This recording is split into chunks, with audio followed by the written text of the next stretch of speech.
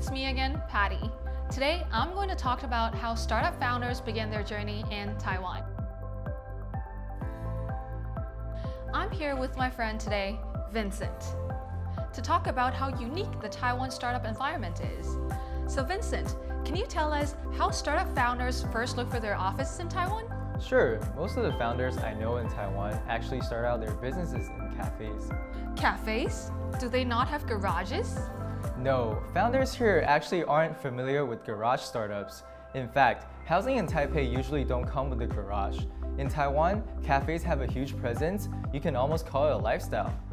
If you walk down the street in Taipei, you'll be able to find a cafe around the corner easily, and they're usually packed on the weekends.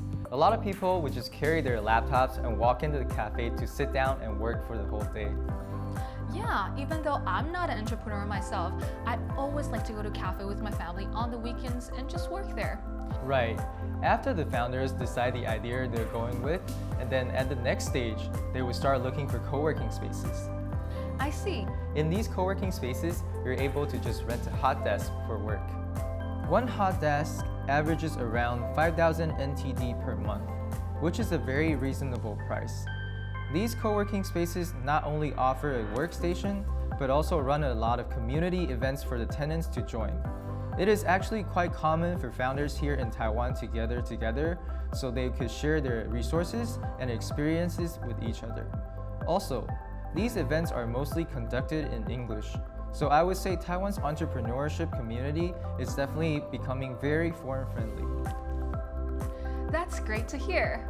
On top of all the things you mentioned just now, I also heard that a lot of these co-working spaces are providing professional services such as accounting and law consultations. Absolutely. Co-working spaces are usually in partnership with professional services providers, and they would help you with their support services on site. A lot of founders would actually move on from their hot desk within a year. When your business slowly moves away from the ideation stage to the development stage, you will get the chance to meet with various accelerators, which mostly provide co-working spaces to admitted startups. Oh, right. Do you have any suggestions or advice on startup accelerators or incubators in Taiwan? There are many different types of startup accelerators and incubators in Taiwan. Since Taiwan is known as a high-tech foundry, there are startup support programs that specifically serve for technology-focused startups. For example, once you're admitted into an accelerator program, you will receive resources such as mentorship, funding, and matchmaking. Wow, sounds like startup founders aren't so lonely on their startup journeys. Absolutely. Founding a startup is a tough but exciting journey. I guess the advantage Taiwan gives you is that the local startup communities are quite active and connected. So you'll be able to participate in a lot of events and find a lot of resources at the same time, giving you solutions to any problem you might have. That's true. Well, we are very happy to have Vincent here with us today, sharing with us how startup founders look for their office spaces in Taiwan. Yeah, very happy to be here today. Thanks for the invite. If you have any questions about finding an office space in Taiwan, please comment down below. Both Vincent and I will respond to your questions. Oh, and don't forget to subscribe to our channel.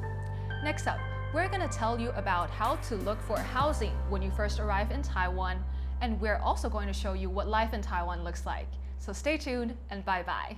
Bye-bye.